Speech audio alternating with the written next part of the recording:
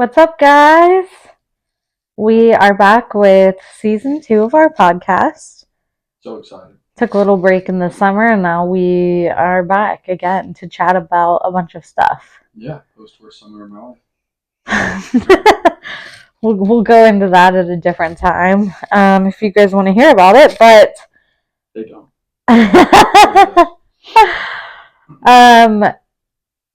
Lately we've just been working hard at stuff and getting back on our LinkedIn game. Yeah, we're trying to make sure that we communicate with people about how miserable our lives are, so that you will be inspired to maybe be an entrepreneur if you're sadistic. So that's what we're doing here. We're posting on LinkedIn more. We're doing more of these podcasts. We're going to start recording this weekly at 2:00 on Fridays. It's on the calendar, and we will respect the calendar because the calendar knows all. So that's what we're doing. Megan, I'll let you take it away. I think you have our topics for today. Yeah, so as I said, we're getting back on our LinkedIn game, and I don't post controversial things on LinkedIn for the engagement, but if you ever wanted engagement on LinkedIn, all you have to do is post something that you know a bunch of dudes in their 50s will disagree with. It's that simple. I don't know what else to say. You find the core demographic, user audience of LinkedIn, and you say something that incites them to no end. Yeah, and recently I did that. Not on purpose. I wasn't trying to make a bunch of people mad, but I did. And this one post, for example, has 110,000 impressions. Wow, that's amazing. I didn't know it was that high. Yeah, it has 110,000 impressions. Why pay for advertising when you just say really offensive shit? I turned off the comments at a certain point so that I would no longer get the notifications of them. Oh man, you should have left those bitches on. No, I've turned them off. I stopped at 418 comments. Yeah, so we're gonna post the post up here so those of you watching the video can see it. But Jimmy, why don't you read it to them? Just so they know if they're not watching the video. Phone calls are a waste of time.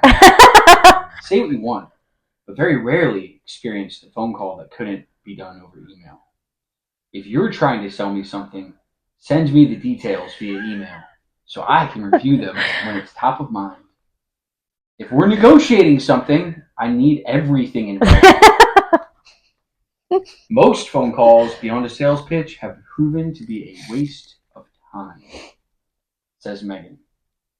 262 interactions, 418 comments, 4 reposts, 110,278 impressions, and 85 really angry old white men.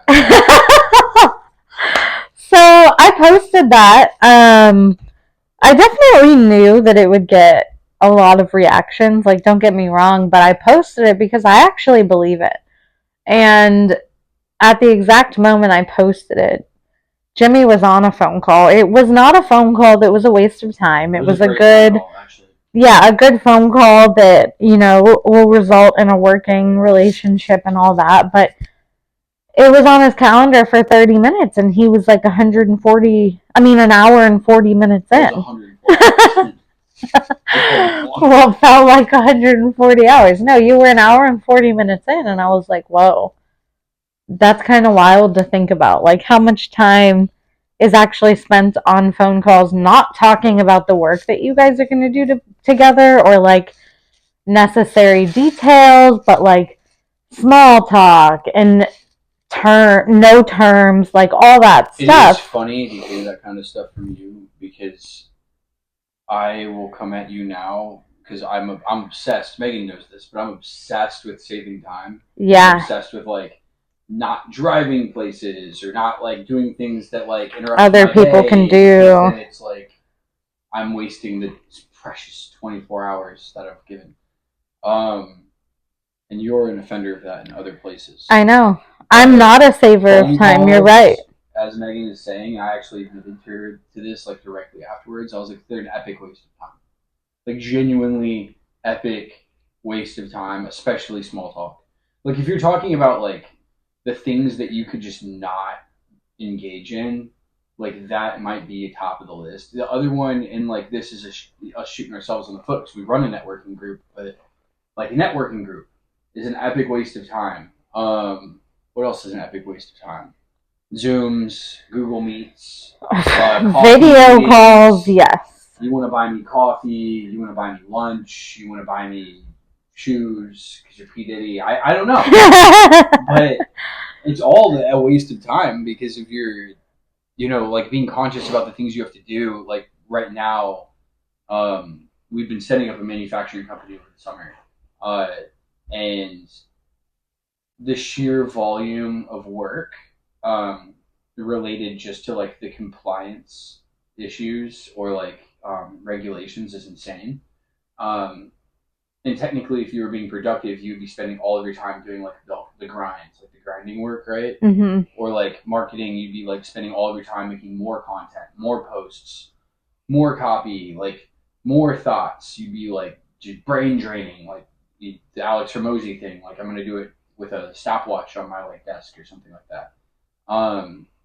But that's not how people operate either. Yeah. And I think that's kind of why those phone calls are nice. Because for me, it's like a nice little break from the day. It's not work. Yeah. I don't consider it work. But some people consider it that's work. Interesting, though, because you block out time of your workday for work phone calls that then you don't consider work. So it's like, waste of time. It is. But the reaction on my LinkedIn post was really from like two different people, mainly the negative ones. One, two types of people. Like, two types of people, mainly. One was salespeople, which I thought made sense because their emails are probably ignored a lot. Calls aren't. And they maybe find some luck calling people or saying, hey, can we hop on a call? Or they just feel like they're finding luck because they get a response quicker. They probably are. It's harder for someone to be mean to your face. So, like, if you call somebody... I mean, I've never answered a call from a salesperson ever, and I have answered emails from salespeople. I'll give you an example recently. There's a guy that's been trying to get a hold of me for a while. Yeah. We've done business together in the past. I didn't want to do business again. And then he was like, hey, man, do you have time to get on a phone call? I was like, you know what? I'm trying to, like, clean up my, like, schedule and, like, clean up all these, like, skeletons in the closet right now. Let's close this loop. Fuck it. I'll get on the phone call. And that has resulted in us like doing business again. Yeah. Because it was easier to find common ground in a conversation than over like cold text. Well, it's funny because cold text he hadn't been emailing us though. Yeah, no. So maybe if he had been emailing us, we also could have revisited. No, not now. I'm gonna give you guys some advice. If you do email me, I archive it. Or delete it. Like if it's a random person. Yeah, I don't even look at the I don't even know if I look at the email. Sometimes I look at the subject line. Mm-hmm. For the most part, I delete your email. I keep a clear inbox now. Thank you, Dan Martell. And yeah, I can't do that. So like things go to like I have like folders set up that I had folders set up my whole life, but like I changed them, so now I have a needs response folder. If you don't qualify the needs response folder, then you would go into my shipping document folder and like I don't know how you get that. And then the other folder I've got is invoices, and that's connected to like our accounting team. And then and I'm trying to get those out of my inbox anyways because they should be going straight to our accounting team. And then what other folders do I have? I have a bunch of informational folders where I keep like conversations I want to like look at again. And if I haven't had a conversation with you already, you wouldn't be in one of those folders. I think if I was a salesperson trying to get new customers, I would be offering incentives to my previous customers to refer, like do intros, ask if they know other people that need the services, because that's how. A salesperson, how do you get a hold of new grocery buyers? Through our distributors. I've tried. Yeah, I've tried the cold emailing, and very rarely has it been a positive experience. It's actually been zero positive experiences. But yeah, through your distributor, that's a direct intro. Like, um, I just think in this day and age, with how many people there are offering every service ever, it's hard to send a cold email or make a phone call and be the one they choose, you know? Yeah, if you're like to take it all the way back, like as far as like selling, I wouldn't pick a cold call. I actually the first job I ever had out of college, I cold called. Stupid job. No offense to anyone who works there or in that industry, but cold calling is really dumb. It's a waste of time, and even warm calling, which was like a lot of what we did, because there are people that are already customers. They don't want to hear from you like that. It's weird. Like, and I know that now, being someone that runs a business, I'm very, very. I don't have a lot of time. Why would I like want to get on the phone with you? Yeah. When we're already like doing things. I'm like, I don't need that. The text works if we're already like in a working relationship, if it has meaning, or like an email. And usually phone calls for me are reserved for like oh shit moments. Mm-hmm. That's typically the only time I'll get on the phone with you, unless I'm like trying to hang out. So yeah, I mean, like back to that, like I'm really just. I think the purpose of it, like a work call, first, I think it should be like a Google Meet or a Zoom. I know people hate that, but like I don't. I think there's something cool about like seeing someone's face. It's also off of your cell phone. Like, it's on your computer, which makes it feel a little more work. Yeah, Professional. yeah. It's like, well, I do mine on my phone sometimes. I like being able to see someone's face. yeah, but it's on like because that your was the purpose of the Gmail call. app. It's so different. Yeah, the purpose of the call though is like literally to like hang out, like, chill, like to get the vibe. It's not to like we're not accomplishing jack shit on that phone call. And if you think we are, that's ridiculous. There was one specific call I did accomplish a lot on recently, but that was like a business development thing, and like I wouldn't classify that as sales. I would classify it as like, hey, we had like a thing we knew we needed to do. We were not going to get the discussion done over email. Definitely like you had to talk through text. things. Yeah, Yeah. like it was something we'd never done before. They were going to sell something for me, and I was like, I don't really know how this is going to work or why, and like maybe we should figure out all the details, and then we put it in writing later. So that like works. So What the was the other second person? the second type of person was just older men, like in their upper 50s and 60s, that were like, oh, this is a generational thing. Like, oh, here's another thing that your generation is screwing up. And I'm just like, okay, I understand that you guys didn't like text and do as much emailing when you were, 30 years old and working. Like, you couldn't. Some of them were really stupid and they printed their emails out. See, that's just something else. But it's like, you have to kind of change with the times. And sure, if you're, a 50-year-old working with other 50-year-olds only, then go ahead, call them all you want. But if you're trying to do something with a 30-year-old business owner, you might need to adapt a little. Yeah, and it's also still kind of a waste of time. I think you're saying like you should adapt to the times, but I would really like word it as like you have the opportunity to move with the future, and usually if all of society moves in a certain direction, regardless of what you think about it, it usually it's kind of like the will of the people voting. That's how capitalism works. For anyone that doesn't know, like vote with their dollar. So like if everyone's moving from a call to an email, and then they're moving from an email to a Google Meet, and then now I would say the most effective form of communication is to like meet up in person. Because then I'm like really giving you my time, and you're giving me your time, and like there's something to that I think is really nice. But it's also very targeted and limited in the sense that like you only have. If I was to meet in person with people, I could probably only meet with 5 people in one day. But also, how many people do you work with that are in the same city as you? Yeah, it's very like limited. Most of our vendors and people we work with are elsewhere. Hey, tell it that Jake Carls shows up at everyone's office.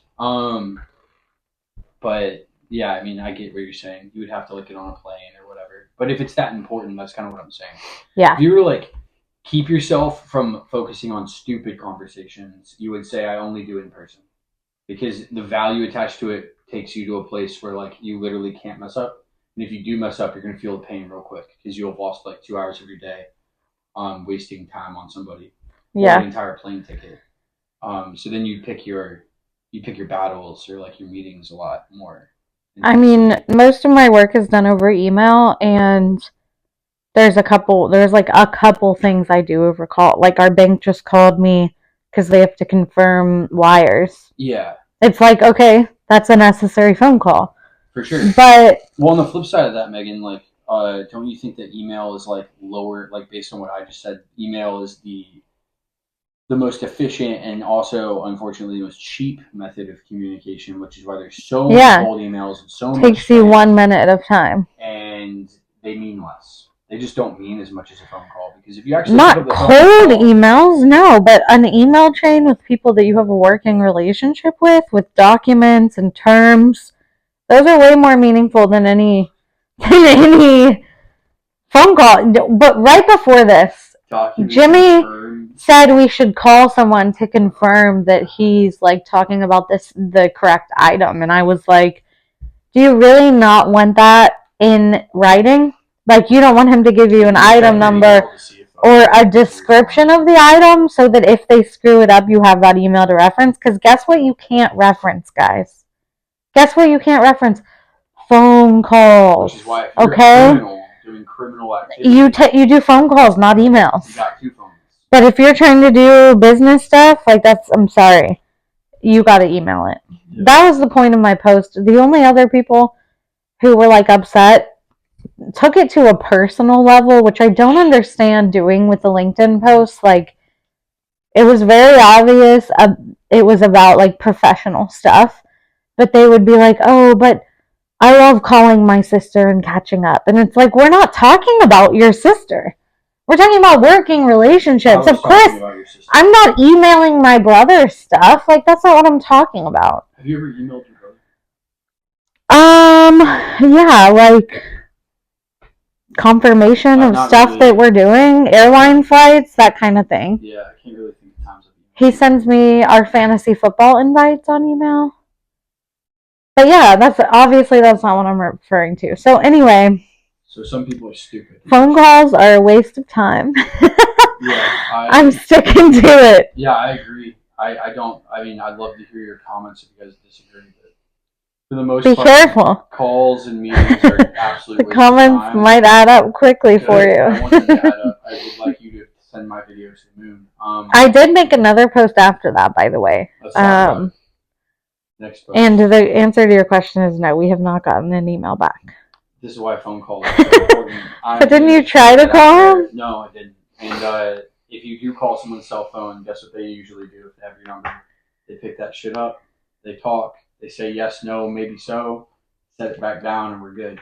That's what calls are good for. Calls are good for immediate response, quick, concise. You don't F around. But if you're on a long phone call, you're wasting your time. Okay, what's the next thing? And then so, I'm call this guy. I don't get those items that I'm trying to buy. So, my mind.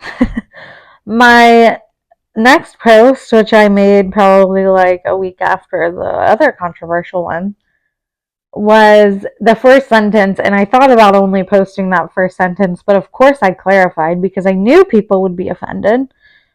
But the first sentence said, being a failed entrepreneur is not a flex. And I wrote a couple other sentences saying, but I said, like, failing is nothing to be ashamed of. Everyone fails, including successful people. You have to fail to learn. People who learn from their failures are not who my post is about. I said that. If you fail, you learn from it. You don't brag about being a failed entrepreneur. You're not who my post is about. You got pretty good impressions. Yeah. Somehow not as many as the phone call thing. Yeah. Fascinating. But yeah, all I was trying to say is don't try to sell yourself to people by saying like, yeah, I'm a failed startup founder. Like, okay, it's not something to brag about. We have failed a ton of times, I but don't talk about my failed businesses. It's a waste of time. But did we give up and change our LinkedIn headline to like failed startup founder ×3? No. We kept going. We pivoted. We made it work because that's what real entrepreneurs do. Founder usually is what you are. It's a hot take. if you're not current founder, then you're on a sabbatical or an ayahuasca retreat or like something, but you can't stop that. Megan's right. And also, I'll read her post for you because it's actually not that offensive. Being a failed entrepreneur is not a flex. Sure, you don't need to feel ashamed of it. There's failure in every journey. Well, that's not offensive. However, you shouldn't be giving people advice on their own business unless you've seen your mistakes. Wait, what? Oh, however, you shouldn't be giving people advice on their own business unless you've seen your mistakes. You shouldn't be selling courses to people on building a business. And you shouldn't. Should I have read it? It just doesn't make any sense. What does that mean? Oh my god! You've seen your unless mistakes. you've seen your mistakes.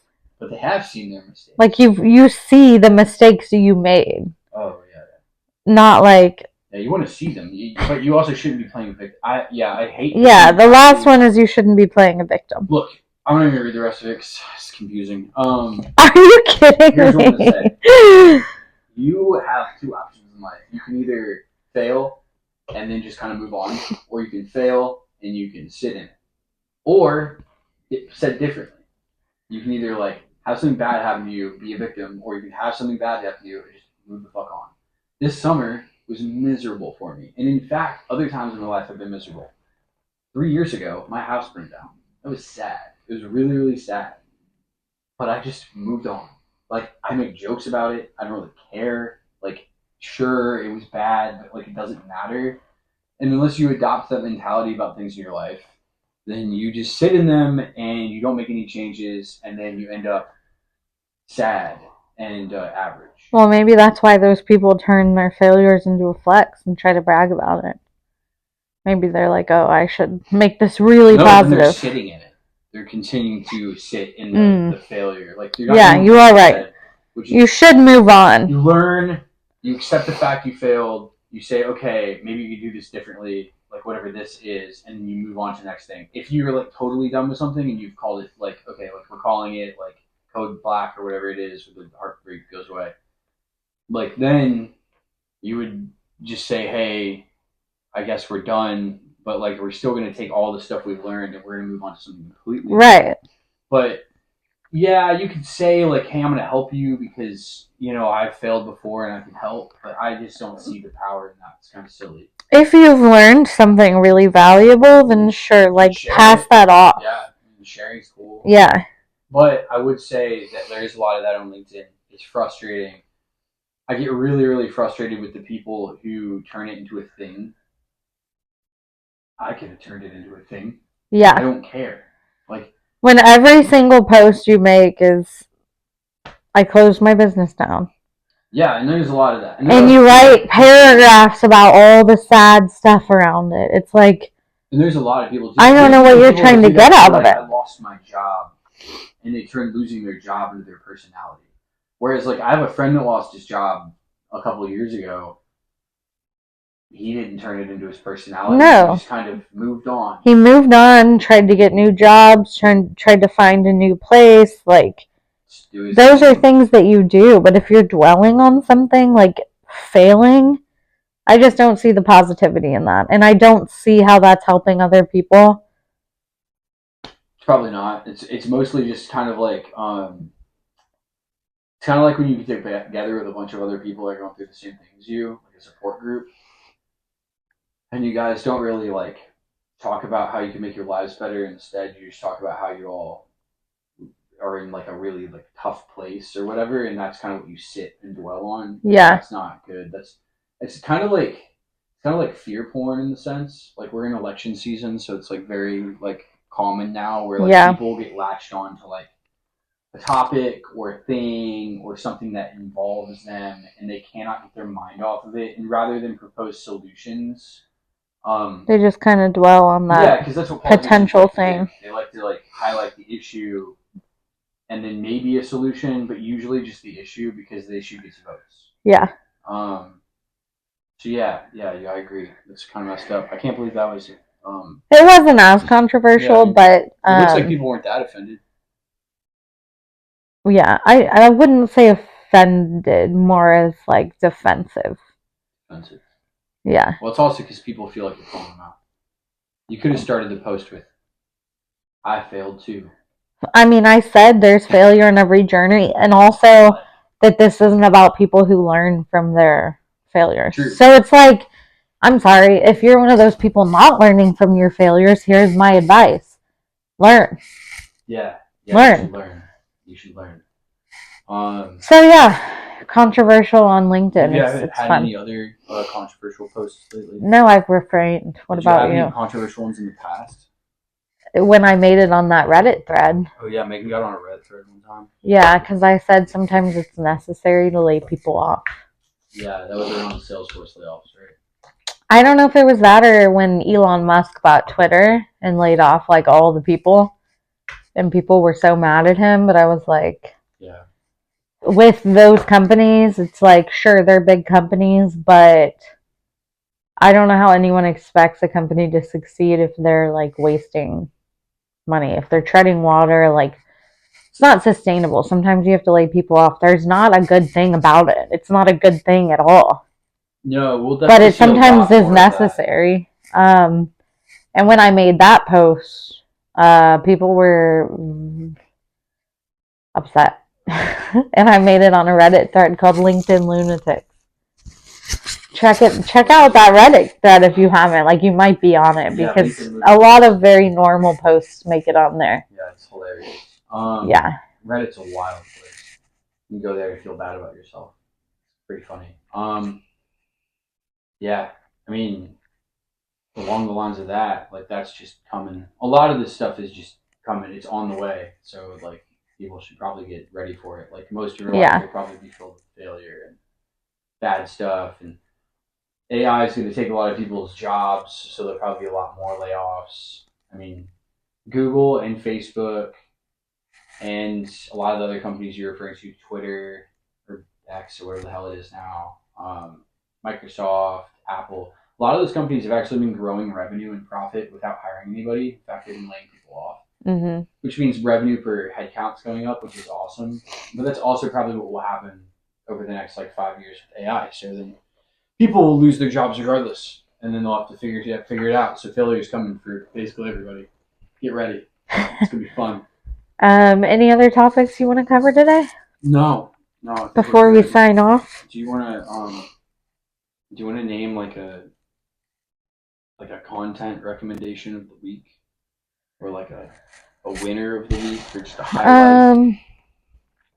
I mean, I'm sure you have one. Why don't you go ahead? No, I was just. Oh, you don't? That would be a cool thing to end with. Yeah, it would be cool. I just have not been. Haven't really been inspired by content this week. It's a little negative. Under a rock. I think maybe after the election is over, content will be a little positive again. But yeah, I live under a rock, so like content for me is like. Well, you listen to a lot of podcasts, though. I do. That's because I drive back and forth from Chattanooga to Nashville, and I work out a lot. When I'm not working, I'm working out.